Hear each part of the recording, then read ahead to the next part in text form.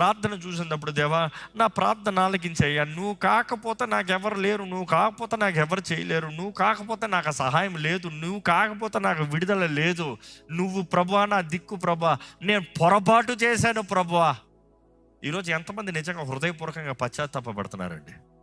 కేవలం దేవుని సన్నిధిలోకి వచ్చి, దేవా నాకు ఇది చేయవా, నాకు అది చేయవా, నాకు ఇది చేయవా అని అడుగుతాం కాదు. మొదటిగా ఆయనతో సమాధాన పడాలి, ఆయన సమాధానాన్ని కలిగి బ్రతకాలి.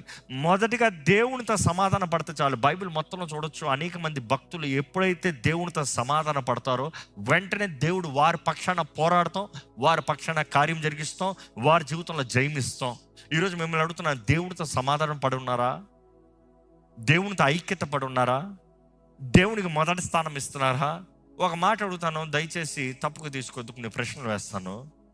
ఈరోజు పొద్దుట్లేసి దేవుని మొదటి స్థానంలో పెట్టారా? పొద్దుట్లేసి ప్రార్థన చేశారా? ఎంతసేపు చేశారు? That's a question to answer. దేవుడు మొదటి స్థానం అన్నప్పుడు, దేవునితో సమాధానం పడుతున్నాం అన్నప్పుడు, దేవునితో దగ్గర కలిసి ఉంటాం అన్నప్పుడు, ఏది దేవునితో సమయం? దేవునితో సమాధానం పడనోడు దేవునితో సమయం గడపడు. దేవుడే ముఖ్యం కాదనేవాడు దేవునితో సమయం గడపడు.